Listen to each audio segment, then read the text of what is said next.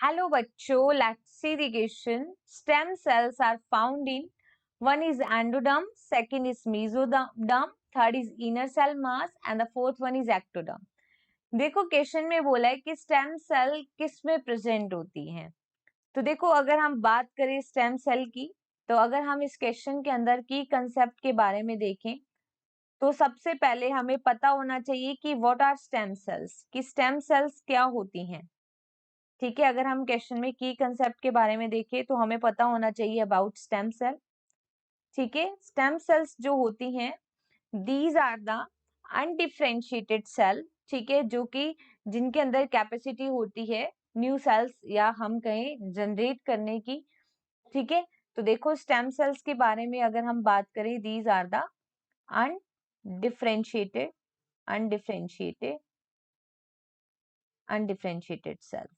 ठीक है, ये डिफरेंट टाइप की होती हैं। तो अगर हम देखें इसमें ऑप्शन के अकॉर्डिंग, तो देखिए यहाँ पे लिखा है एंडोडर्म, मेसोडर्म, एक्टोडर्म। तो देखो एंडो, मेसो और ectoderm, these are the three germ layers, these are not the stem cell, these are the three germ layer. ठीक है, एंडोडर्म, एक्टोडर्म जो कि सबसे आउटर जर्म लेयर है, मेसोडर्म जो है वो मिड जर्म लेयर है, और अगर हम देखें एंडोडर्म वो इनर जर्म लेयर होती है।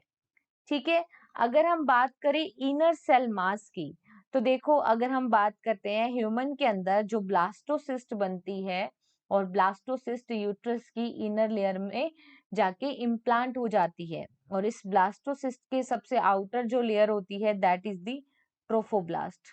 ठीक है, इसकी आउटर जो लेयर होती है उसको क्या कहते हैं? Trophoblast. Outer layer of blastocyst is trophoblast. ठीक है, और इनर यहाँ पे जो सेल होती हैं प्रेजेंट, उनको क्या बोला जाता है? Inner cell mass. ठीक है, यहाँ पे जो लेयर होगी, यहाँ पे जो सेल्स होती हैं इनको क्या कहते हैं? Inner cell mass. और ये इनर सेल मास की जो सेल्स होती हैं इनके पास कैपेबिलिटी होती है जनरेट करने की।